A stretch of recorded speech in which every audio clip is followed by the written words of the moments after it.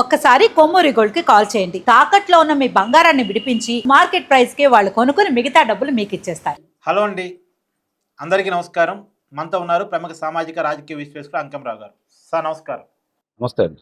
1,00,000 కోట్లకు పైగా పెట్టుబడి, 1,25,000 మందికి ఉపాధి. నిజానికి ఒక అద్భుతమైనటువంటి ప్రాజెక్ట్ అని చెప్పాలి. ఆర్సెలర్ మిట్టల్ ప్రాజెక్ట్ ఉత్తరాంధ్రకి మాత్రమే కాదు, మొత్తం ఆంధ్రప్రదేశ్కే ఒక మైలురాయిగా చెప్పాల్సినటువంటి ప్రాజెక్టు ఇవాళ అనకాపల్లి జిల్లాలో ఓపెనింగ్ కాబడుతూ ఉంది. ముఖ్యమంత్రి చంద్రబాబు నాయుడు గారి చేతుల మీదుగా కేంద్ర మంత్రులు మరియు రాష్ట్ర మంత్రులు ఈ కార్యక్రమంలో పాల్గొంటున్నారు. అలాగే డిప్యూటీ సీఎం పవన్ కళ్యాణ్ గారు, మంత్రి నారా లోకేష్ గారు, కేంద్ర మంత్రి కుమారస్వామి గారు, రామ్మోహన్ నాయుడు గారు, వీళ్ళంతా కలిసి ఆర్సెలర్ మిట్టల్ని ఓపెన్ చేస్తున్నారు. ఇది కదా ఆంధ్రప్రదేశ్కి కావాల్సిందని చెప్పేసి ప్రతి తెలుగువాడు గర్వంగా కాలరెగేసుకునేటువంటి వైపుగా ఆంధ్రప్రదేశ్ అడుగులు పడుతున్నాయా? 20 లక్షల ఉద్యోగాలు కల్పిస్తాన్న హామీ వైపుగా ఆంధ్రప్రదేశ్ అడుగులు వేస్తుందా? మీ అభిప్రాయం ఏంటి? కట్టవారు, ఇక్కడ మనం గమనించుకోవాల్సింది ఏంటంటే ఉత్తరాంధ్ర దశ దిశ కాదండి, ఆంధ్రప్రదేశ్ దశ దిశ మారబోతుంది. ఇక్కడ ఒక ఉత్తరాంధ్రకు సంబంధం లేదు. ఇప్పుడు రాజకీయ పార్టీలు ఆ విధంగానే ప్రచారం చేసుకుంటున్నాయి. మనం వాటికి అతీతంగా ఉండాలి. కారణం ఏంటంటే ఈరోజు అక్కడ భోగాపురం ఎయిర్పోర్ట్ కావచ్చు, లేకపోతే మనం వచ్చినటువంటి గూగుల్ డేటా సెంటర్ కావచ్చు, అవును, అనేక పరిశ్రమలు కావచ్చు, ఔషధ పరిశ్రమలు కావచ్చు, వీటికి సంబంధించి ఈరోజు చంద్రబాబు నాయుడు గారు రాష్ట్ర వ్యాప్తంగా ఏ పరిశ్రమ ఏ ప్రాంతానికి అనువైంది, ఏ ప్రాంతంలో పెడితే వాళ్ళకు ఉపయోగం, రాష్ట్రానికి ఉపయోగం, పరిశ్రమ పెట్టిన వాళ్ళకు ఉపయోగం అనే ఒకే ఒక్క ఆలోచనతోటి చంద్రబాబు నాయుడు గారు ఈ పరిశ్రమల కోసం ఎవరైనా ఇక్కడికి వస్తే సత్వరమే వాళ్ళకు అనుమతులతో పాటు ఏ విధంగా చెయ్యాలి అని చెప్పని టాటా సంస్థకు సంబంధించిన చంద్రశేఖరన్ గారిని వైస్ ప్రెసిడెంట్గా పెట్టేసి కొంతమంది నియమించడం కూడా జరిగింది. ఇప్పుడు ఈ ఆర్ఎస్ఆర్ మిట్టల్, అట్లాగే మనం చూసుకుంటా ఉంటే నిప్పాన్ స్టీల్స్ సంయుక్తంగా, అంటే భారతదేశానికి సంబంధించిన నిప్పాన్ స్టీల్స్ సంయుక్తంగా ఈరోజు మొదటి దశగా 70,000 కోట్ల రూపాయలతోటి మొదటి దశ ప్రారంభించబోతున్నారు. దీనికి కేంద్ర మంత్రి కుమారస్వామి గారు, అలాగే రామ్మోహన్ నాయుడు గారు, మరి రాష్ట్ర మంత్రులైనటువంటి ఉప ముఖ్యమంత్రి పవన్ కళ్యాణ్ గారు, లోకేష్ గారు, వీళ్ళందరూ కూడా అక్కడ హాజరవుతున్నారు.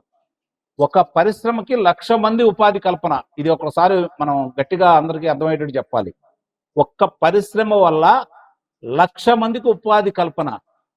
గత 5 సంవత్సరాలలో 5 సంవత్సరాల్లో కలిపి 1,00,000 మందికి ఉపాధి కల్పన జరిపినటువంటి పరిశ్రమలే రాలేదు. అవును, ఇది గమనించుకోవాలి, వ్యత్యాసాన్ని గమనించాలి. ఈ రోజు దీన్ని ఆంధ్ర ప్రజలందరూ గర్వంగా భావించాలి. ఎందుకంటే ఇది ఉత్తరాంధ్ర అని చెప్పిన అసలు మనం మాట్లాడనే పోదు. ఆంధ్రప్రదేశ్ అనువైన ప్రదేశం. ఈరోజు ఆంధ్రప్రదేశ్లో అనువైన ప్రదేశం అనకాపల్లి జిల్లాలో ఈరోజు ఏర్పాటు చేస్తున్నారు. ఇది అంటే ఇక్కడ చాలా స్పష్టంగా అర్థమవుతున్న అంశం ఏందంటే మనకి చంద్రబాబు నాయుడు గారు ఎన్నికల ముందు, చంద్రబాబు నాయుడు గారు కావచ్చు, పవన్ కళ్యాణ్ గారు కావచ్చు, లోకేష్ గారు కావచ్చు, ఎన్నికల ముందు ఒక హామీ ఇచ్చారు. ఈ రాష్ట్ర యువతకి, యువతీ యువకులకి మేము అధికారంలోకి వస్తే 5 సంవత్సరాల్లో 20 లక్షల ఉద్యోగ కల్పన చేస్తాము అని చెప్పని వాళ్ళు ఒక మాట ఇచ్చున్నారు. ఆ మాట ప్రకారం ఇప్పటి వరకు వచ్చిన పెట్టుబడులు కనుక మనం గమనిస్తే, ఆ పెట్టుబడులకు సంబంధించి ఎంఓఏలు జరిగిన వాటి గురించి కనుక మనం గమనిస్తే ఇప్పటికీ 6 లక్షల మందికి ఉద్యోగ కల్పన జరిగింది. ఇప్పుడు దీని ద్వారా ఇంకొక 1,00,000. ఈ మధ్య చంద్రబాబు నాయుడు గారు 23 లక్షల కోట్ల రూపాయల పెట్టుబడులు రాబోతున్నాయని చెప్పిన సందర్భంగా 16 లక్షల చిల్లర ఉద్యోగాలు రాబోతున్నాయని ప్రకటించిన తర్వాత ఆయన 23 లక్షల కోట్ల రూపాయల పెట్టుబడులు టార్గెట్ పూర్తయిపోంగల్లోనే ఆయన మళ్ళీ ఉత్సాహంగా 20 సంవత్సరాల యువకుడిలాగా భావించేసి నా లక్ష్యం 50 లక్షల మందికి ఉద్యోగ కల్పన అన్నాడు.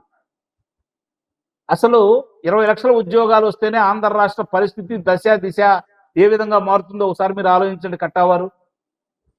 ఈరోజు ఆంధ్ర రాష్ట్రంలో ఉన్నటువంటి పిల్లలు, యువతీ యువకులు ఎక్కడికో పక్క రాష్ట్రాలకు, పక్క దేశాలకు వాళ్ళు వెళ్ళే పని లేకుండా స్వరాష్ట్రంలో సొంత ఊళ్ళలోనే ఉండి ఇక్కడ తల్లిదండ్రుల దగ్గర ఉండి ఈ ఉద్యోగ కల్పనలో వాళ్ళందరూ పాలు పంచుకొని వాళ్ళ జీవన విధానాలని, వాళ్ళ తండ్రుల యొక్క జీవన విధానాలని మార్చేసి రాష్ట్ర స్థితిగతులను మారుస్తూ, రాష్ట్ర ఆదాయానికి పెంచుతూ, వాళ్ళు స్థితిమంతులుగా మారుతూ, సగర్వంగా వాళ్ళు తలెత్తుకొని తిరిగే విధంగా, ఆత్మాభిమానంతో బ్రతికే విధంగా ఈరోజు ఉద్యోగ కల్పన జరుగుతున్న వాళ్ళు దాంట్లో భాగంగా ఈ ఆర్ఎస్ఆర్ మిట్టల్ ఎట్టి పరిస్థితుల్లో కూడా ఒక గేమ్ చేంజర్ అండి. అందుట్లో ఎలాంటి సందేహం కూడా లేదు కట్టవారు. సార్ ఇప్పుడు అంటే గ్రౌండింగ్ పరిస్థితి గురించి ఏం చెప్తారు? అంటే ఇప్పుడిప్పుడే గ్రౌండింగ్ అవుతున్నాయి. ఇంకా గూగుల్ డేటా సెంటర్ మీరు అన్నట్టు ఒకవైపు డ్రోన్ క్యాపిటల్గా రాయలసీమ, ఇంకోటి క్వాంటమ్ కంప్యూటర్కి వేదికగా అమరావతి, క్రమక్రమంగా ఒక్కొక్కటి బిల్డ్ చేసుకుంటూ ముందుకెళ్తున్నటువంటి ప్రయత్నం. మీరు అన్నట్టు 20 లక్షల ఉద్యోగాలు చెప్పింది, కానీ టార్గెట్ 50 లక్షల ఉద్యోగాల వైపుగా వెళుతున్నటువంటి ఒక ఒక యజ్ఞం రకంగా చెప్పాలంటే. దీన్ని అంటే వైసీపీ పరిపాలనతో ఖచ్చితంగా పోల్చలేము. కానీ ఇప్పుడు నడుస్తున్న తీరు పట్టి ఆంధ్రప్రదేశ్ భవిష్యత్తు ఎలా ఉండే అవకాశం ఉందని మీరు అంటారు? ఈ 5 సంవత్సరాలలో చిన్న చిన్న అవరోధాలు కొన్ని ఎదురవుతాయండి, అందుట్లో అనుమానం ఏం లేదు. ఇప్పుడు గూగుల్ డేటా సెంటర్కి భూములు ఇచ్చే క్రమంలో భాగంగా గత ప్రభుత్వంలో కీలకంగా వ్యవహరించిన వ్యక్తి ఇంకా అక్కడ చక్రం తిప్పుతూ, మోకాలు అడ్డేస్తూ ఏ విధంగా చేస్తున్నాడో మనం చూస్తూనే ఉన్నాం.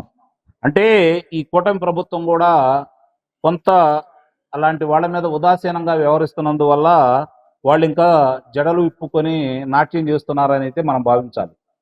ఇప్పుడు చంద్రబాబు నాయుడు గారు ఈ ఉద్యోగ కల్పనతో పాటు, పరిశ్రమల యొక్క కల్పనతో పాటు రాజకీయాల మీద కూడా దృష్టి పెట్టాల్సిన ఆవశ్యకత అయితే ఉందని నేను భావిస్తున్నాను కట్టవారు.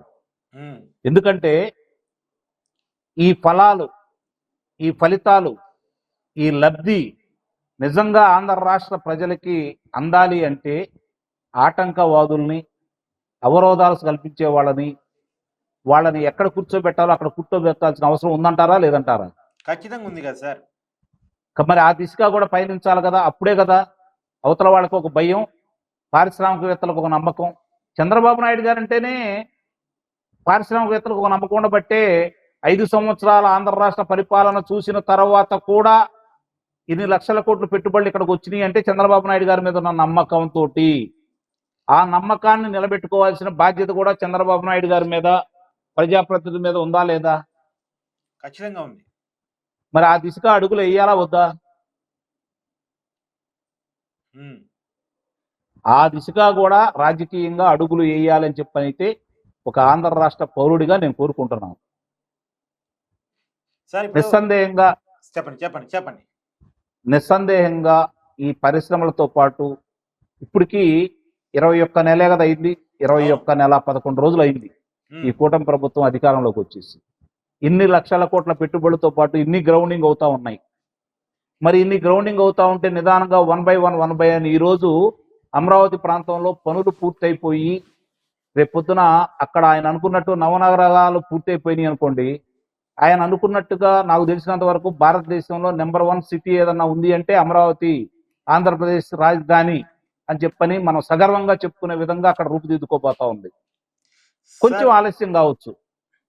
గతంలో కేసీఆర్ ప్రెస్ మీట్ పెట్టినప్పుడు ఒక మాట అన్నాడు, గుర్తుందా సార్? చంద్రబాబు నాయుడు గారు పని మనుషులతోటి, చెఫ్లతోటి ఒప్పందాలు చేసుకుంటాడని చెప్పేసి ఒక మాట అన్నాడు. మరి ఇప్పుడు దీన్ని ఎలా చూడాలి? ఇప్పుడు ఆయన అధికారం ఎందుకు పోయింది అది చెప్పానంటే తర్వాత విషయాల గురించి మనం మాట్లాడుకోవచ్చు. అధికారం పోయిన వాళ్ళు మాటలు మనం ఎందుకు పట్టించుకోవాలండి? దాని గురించి అసలు ఎందుకు ఆలోచించాలి? అధికారంలో ఉండగా మాట్లాడాడు,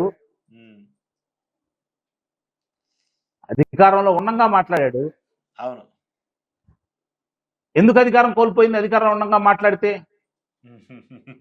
వాళ్ళ మాటలు కూడా మనం పరిగణలో తీసుకుంటే ఎట్లా? వీటన్నిటికీ అతీతుడు చంద్రబాబు నాయుడు గారు. కాబట్టి మనం వాటి గురించి ఎక్కువ ఆలోచించాల్సిన అవసరం లేదని అయితే నేను అనుకుంటున్నాను. సార్, విడిపోయినటువంటి ఆంధ్రప్రదేశ్కి ఒక సువర్ణ అధ్యాయం లిఖించబడుతుంది అనుకోవచ్చా?